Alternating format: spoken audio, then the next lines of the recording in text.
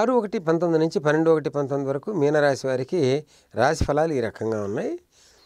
ఈ సాముదాయికంగా ఉన్నటువంటి గోచార రీత్యా ఉన్నటువంటి రాశి ఫలాన్ని దృష్టిలో పెట్టుకుని చెప్తున్నావు కాబట్టి దీంట్లో జన్మజాతక రీత్యా ఉన్నటువంటి దశాంతర్దశల్ని పరిగణలోకి తీసుకోవట్లేదు.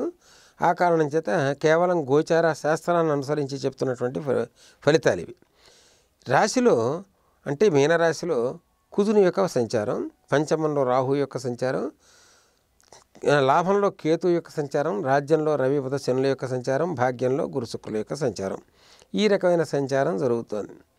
ఈ రకమైన సంచారం జరుగుతున్న సమయంలో కుజుడు మీనరాశిలో ఉన్నాడు. ఆయన ద్వితీయ భాగ్యాధిపతి అయ్యాడు.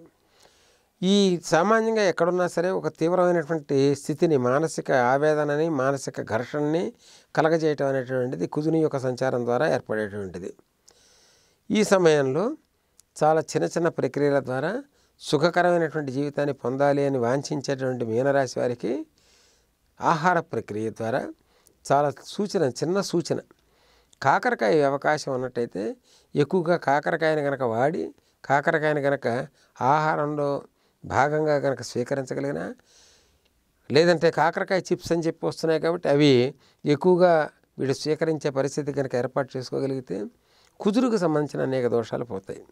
లేదు కాకరకాయల్ని మనం తినలేని పరిస్థితిలో ఉన్నామంటే కనీసం దేవాలయంలో కాకరకాయలు కనుక వాళ్ళకంటే శాఖదానంగా కనుక ఇవ్వగలిగినట్టయితే ఈ రకమైన దానం వల్ల ఏదన్నా కనుక వ్యాజ్య దోషం ఉంటే, అంటే కోర్టు కేసులు ఉన్నా, కోర్టు కేసులకు సంబంధించినటువంటి దోషాలున్నా, కోర్టు కేసులకు సంబంధించినటువంటి ఇబ్బందులున్నా, ప్రతిబంధకాలున్నా అవన్నీ కూడా పోతాయి.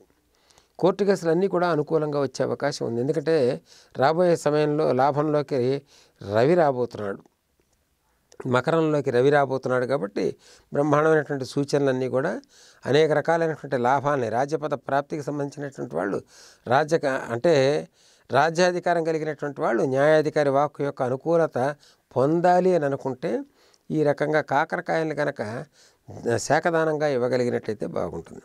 అవి ఇచ్చేటప్పుడు కేవలం కాకరకాయ అనేటువంటి చేదు వస్తువు కాబట్టి కాకరకాయ ఒకటే కాకుండా దాంతోపాటు అరటిపళ్ళు, ఇతరత్ర తిని పదార్థాలు, లేకపోతే ఇంకా ఇతరత్ర కూరగాయలు కానీ లేకపోతే ఇతరత్ర కానీ దానంగా ఇవ్వగలిగితే బాగుంటుంది.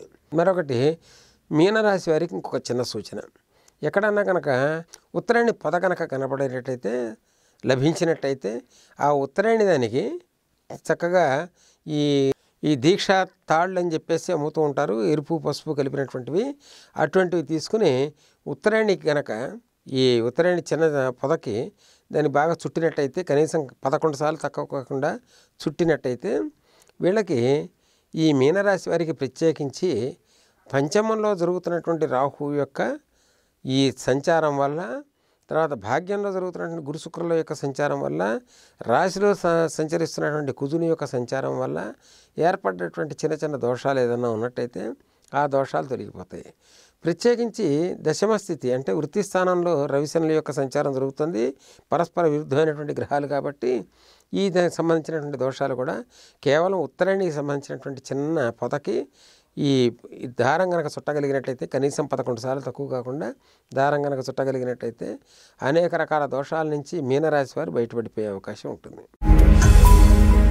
ఈ వీడియో గనుక మీకు నచ్చినట్లయితే లైక్ చేయండి, షేర్ చేయండి. మరిన్ని వీడియోస్ కోసం మా ఛానల్ను సబ్స్క్రైబ్ చేయండి.